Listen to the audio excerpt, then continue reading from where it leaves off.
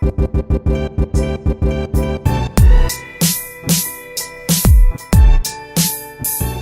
up, y'all? Julien Guiteau here. Super excited because today we are on set of Chillin with Julien episode 5, interviewing inspiring individuals to inspire others. We're at the amazing Smash Studios, their podcast room. Thank you guys. And we have the amazing author with us today, Nyakana. Hi guys, so excited to be here and connect with you. I'm Nyakana, author of Nyazuri and the Pharaoh's Throne. Make sure to follow me at Nyazuri on Instagram and Twitter, and also my website, www.annanyakana.com. Thank you so much, Anna. How are you doing? I'm doing great. I'm so excited to be here tonight, connect with your viewers, your listeners, and just spread the Nyazuri message. I appreciate that. Well, I love what you're doing, and to have you on Chillin with Julien episode 5, the whole goal is interviewing inspiring individuals to inspire others, and you're definitely an inspiring individual. Thank you. Glad to have you on. First things first, where are you from? So let's see. My journey began in Berlin, Germany. And my father is actually from Uganda, which is in Eastern Africa. And my mother's from Moldova, which is in Eastern Europe. It was former Soviet Union. But born in Germany, lived there for several years, and then we immigrated to the States in the 90s, Stamford, Connecticut. Now, so not that far from here. So I'm a woman of the world. That's amazing. Well, I'm excited. We have your book here. Yes. Explain to us the plot of this book. How did this come about? So Nyazuri and the Pharaoh's Throne, this came about from... should I call it a crazy idea that I had? Go for it. Growing up, I couldn't find anyone on the cover that looked like me. I used to take books home to be able to practice my English, build my vocabulary, and sometimes I would go home with nothing because I was just discouraged. I want to make an impact on the community, and I feel like starting with the youth is the best way. Being able to nurture a seed as it's growing versus when it's already full grown and pruning, it's more of a difficult process. Being able to nurture a seed and water it and shade it and give it the appropriate amount of sunlight, you can actually guide that growth where it's then multiplied in the future. So I wanted to strike at the heart of where the book is, which is for children, geared towards upper elementary, but to have them have representation in the books of diversity, not only in cultural diversity, gender diversity, historical diversity, what's taught in the schools these days. It's so restricted. In the first book, the characters go to ancient Egypt and they help Prince Tut overcome his own fear of rule, because most people don't know that Tut was only about 8 years old when he became pharaoh of an entire nation. A lot of pressure on a kid. Yeah. Most definitely. Definitely. I'm excited primarily because I had the opportunity to dive into the book, read it, and actually take notes, and I took a lot out of it, you know. Thank you. There's a message in there, and it's powerful. We have Anna, you, and Naya, very similar characters. Is that something you wanted to make sure of, that those characters were similar? Exactly. So Naya is loosely based on me. I'm the youngest of 3, so I was very mature. Also, the process of being an immigrant in the U.S., it makes you mature quickly because you're in a completely foreign place and you have a lot that you have to overcome. Naya's a fearless heroine. She's a leader. She's smart as a whip, and she's not afraid to show it. She's not going to dim her light just to make those around her feel better, even if it is the twins. No, she will tell them, listen, you're being silly. There's nothing to fear but fear itself. Let's go. Like, let's get this done. And she'll incite that inspiration in them. She knows that she can lead the way first and not have to be in someone's shadows. Exactly. You don't see that. I have a younger sister myself, and for a book like this to put the woman in the forefront, I think that's very important for young girls today. Just to know, like, they can lead. They can be the smartest one. They can go after it and be the ones that figure out, wait, we do it this way, not that way. Well, there are more girls in college than boys, but there's so much misrepresentation out there. yes, we're smart. We're just as smart as our counterparts. And it's not about one gender being more superior than the other. It's just that one has not had that cultivation as much as the other, right? It's always been a man's world. No, it can be our world. It doesn't have to be that way. So if this is something that can inspire your sister, inspire anyone's sister or daughter or granddaughter or niece, that's what it's all about for me. Having them find that inner strength. having them being able to rely on themselves, and also speak up for themselves if they may not have all the answers. It's not about having all the answers and just being so headstrong that you're caught up in your own ways. Yeah. No, definitely advocate for yourself, ask for help, rely on those around you that you trust and that you love. That's amazing. And there's so much adventure in the book. To start off in the first chapter, we have Naya. She's coming into Lotus Drive, brand new suburban area. It's raining. She's leaving her old school. It's just so different. And she doesn't know what the future holds. Can you explain a little bit about that and how that resonated with your life? So chapter 1 is called Reaching Lotus. Lotus Drive, as you mentioned, is Naya's street that she moves to in the first chapter. And it's something that I had to go through, one, moving to the United States, and then eventually moving out of the projects that I grew up in to the suburbs of Stamford, where I was now in a better school district, where I now had more resources around me. I had a library that was fully stocked, and I no longer had to fight over the last copy of a book. Yeah. I had libraries that had instruments there that I could take home and practice on and things of that sort. So Naya Zuri in the first chapter is going through a lot of internal conflict. She feels guilty for the friends that she left behind. She's also in anguish because she doesn't know if those friendships will survive. But she's thankful for the sacrifices that her family made in order to give her and her brother a better life. So by the conclusion of the first chapter, let's not give it all away. So by the conclusion of the first chapter, she has come to grips with the fact that this is going to be a new chapter in her life, that it's going to be one that her family sacrificed for, and it's one that she is going to take full advantage of because there was a lot that went into getting them there. Hence the significance of the Lotus Drive name, as the lotus grows in the mud, forces itself to fight against the pressure of the water to stretch its petals, come up out of that, and get the sunshine that it needs to fortify. I'm glad you put that in there because a lot of students and kids in general experience that going to a new school, and it's so different because you don't know how to embrace that or really face that once you're in that experience. I think that's something I experienced as well. Queens, New York was where I was born, left in the 4th grade to go to the 5th grade in Pennsylvania, and it was so different. What a shock. Didn't want to leave, and I was like, how am I gonna make new friends? And eventually I did. So in this book, just to see that character go through that same thing, I think kids can resonate with that. So wonderful. Thank cool. you. Thank you so much. So the Gonzalez twins are twins in the book. Yes. Is that something that's similar to what you grew up with? Is there twins in your world when you were younger that you kind of interpreted or put into the book from your own experiences? These fun guys. So I didn't grow up with actual twins, but I just grew up with a ton of diverse friends. Everyone was from another country, and everyone taught me something, another language or a few phrases in their language, their customs, their food. But Miguel and Hugo Gonzalez, although they're twins, they're actually nothing alike. So Miguel is more confident, he's more cool, more suave, right? And Hugo is more shy. He's timid, he's not as outspoken, and he definitely goes through a big transformation just from the first part of this book to part 2 of this book, because it is broken up into a part 1 and part 2. Yeah. And into the second book, which we'll touch on slightly, if you can get it out of me. He goes through such a transformation, actually inspired by Naya. So their adventures that they end up leading inspires him to come out of his shell, inspires him to speak up and to take a lead and not be so much in the shadows as well, but in the shadow more so of his twin brother. I think we both could resonate with that, primarily because starting off as the kid that's a shy kid and eventually growing into their own and having that confidence, and other kids can relate to that too. So to see that character actually evolve is pretty cool how you made that happen. You don't want this character to stay stagnant.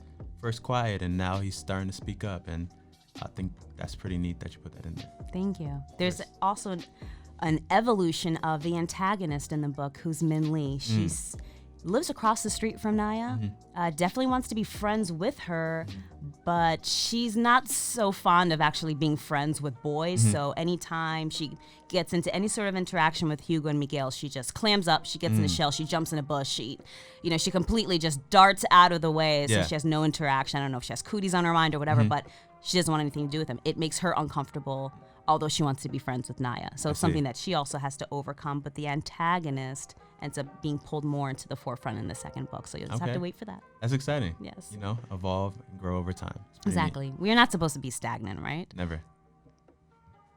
So show the viewers the book. It's very colorful. It's very animated. Speaking of animation, would this ever turn into a cartoon? You tell me, Julien. Let's make it happen. Hey, it's possible. At the end of the day, I see how the colors pop. I love how it's not just a black and white. The gold on the crown, the shirt that says Reggae Fest, the glasses. And what was interesting, every time I would read in the book the details of the characters, I would look to the front and say, oh, is that true? And then I would look deeper and like, oh, wait, that is. That is true. So I like how the imagery is portrayed in the book and the words you use, because it makes you like stop reading and look back and like, oh, that is what they're actually wearing. I'm very visual. I was naive thinking that this would be like a 30 to 60 day process with my illustrator. It took me almost 6 months to get every character exactly how I wanted. To the T. Exactly. So Hugo, as you mentioned, all the details that are in the book describing the characters are the details that I use to create the characters, down to their clothing, their hairstyle. Hugo uses a lot of gel. Miguel has longer hair. Naya has this crazy curly hair. She loves teal, so she has her teal sneakers. Tut, definitely more specific because I had to make sure that I did the proper research of ancient Egypt attire and wardrobe, and more from a royal sense of what was their jewelry like, right? What was the eyelining? What did that mean? What was the significance behind that? Why would he wear that as a royal? So just having all of that imagery pulled in. Interestingly enough, I did have a book trailer created for this. It's gotten tons of views since I put it out. Yeah, I definitely have a dream of it becoming and turning into an educational resource. There's smart boards in the classrooms now, laptops, iPads. Kids are very visual, so they get stimulated by this. There's no more, when I grew up, like 1992, they wheel in this old television with a big bubble back and they pop in a VHS tape and you're watching something from like the 70s. It's not resonating with you whatsoever. So I did the book trailer to just be able to give young readers and their parents a quick 1 minute, 2 minute snapshot of just what the book's about. Gets them excited and wanting them to read, because this is a chapter book. Okay. So there are no pictures in this book. It's geared towards upper elementary, which is between 3rd and 5th grade, but I've also worked with students in the 6th and 7th grade, especially if they're trying to improve their literacy rates. Yeah. And another wonderful thing is the fact that it's historical fiction. It's not all fiction, which means it, just fabricated from my own creativity. Yeah. So you can actually use this as a resource, and you can use this as something to write about for a book report, let's say. There's a full glossary in the back. All the words are underlined, right? As you're reading, anything that's underlined, they can flip to the back and learn. So let's really encourage our kids not only to read, but to evolve as they're reading, right? I agree. That's amazing. Thank you for that. I appreciate Thank you. Why is it so important for the youth to be adventurous and have imagination, just like Naya herself? Oh, Julien, I think you know as well as I do, as an individual who has creativity, if that's taken away from you, what are you left with? Your ambition, your goals, your dreams, your drive. Where does that start from, right? Where's that inspiration, creativity start from? A child is born and they have an endless amount of potential. And over the years and as they mature and the situations that they encounter, that's taken from them. It's discouraged of them. It's no, find a field that's more serious. No, find something that's going to pay you well. No, find something that's solid that you can depend on. Not go out on a limb and start a business venture. Not go and try and pursue music or go and be a street artist and your parents will tell you you'll be homeless. If you take away your creativity and imagination, it robs you of your spirit, of your essence. And that's done too often in the school system. It's done too often as a society.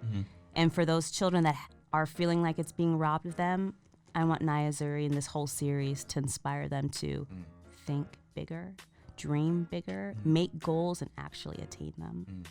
That's interesting that you said that, primarily because that's so true. A lot of people just push on, okay, find what's in the workforce that's already out there and see if you can fit in those boxes, not necessarily what gift do you have and try to build that and branch out on that, primarily because it's preached, okay, find a job that pays you well rather than find something that makes you very happy. Because if you're in a job that you're just doing your day to day and the happiness is canceled out, it's kind of like you're just going through the motions. Right. So you may have the stable income, but will you have your sanity? Will you have your joy? The purpose. Will you have your love? Right. What will, is will your you be purpose? remembered for? So that's amazing. What will you be remembered for? I'm attempting to create a legacy. I'm attempting to help children find their own path. That's amazing. Or maybe I can inspire others to do that same thing. And through that book. Exactly. That's how you use that. That's Absolutely. amazing. Thank you for that. Thank you.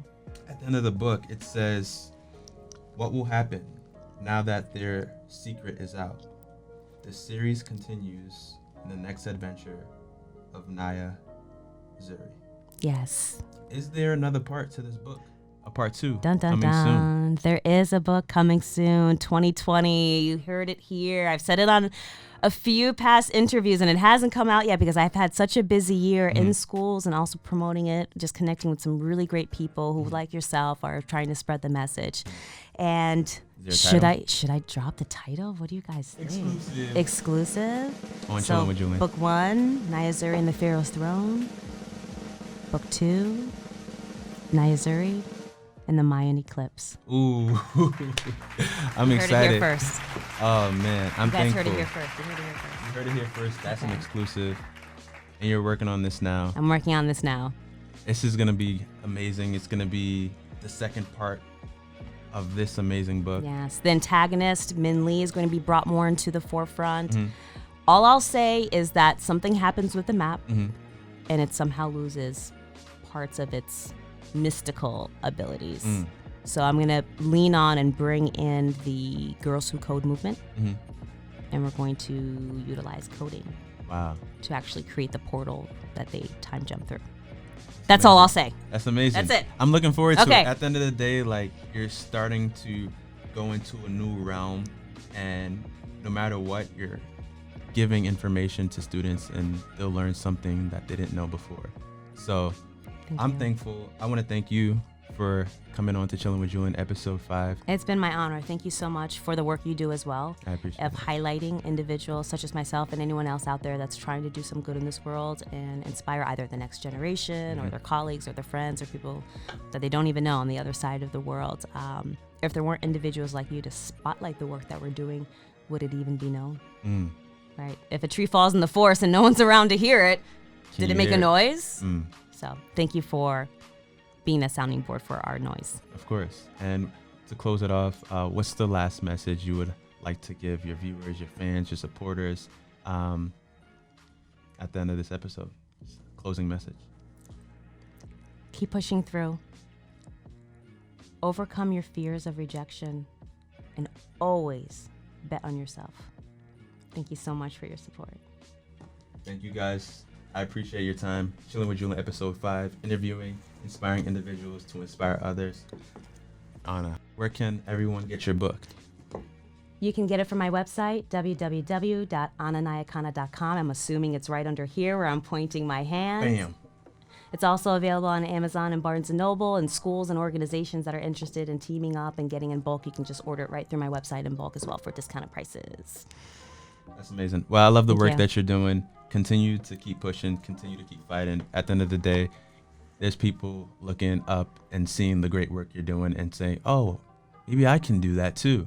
She looks like me. I can do that too. Thank you. And at the end of the day, it's making everything better, making people that look up to you want better for themselves. So thank you for your time. Thank you, Julien. And enjoy your day, guys. Chillin with Julien, episode 5. Stay tuned for the next. Peace.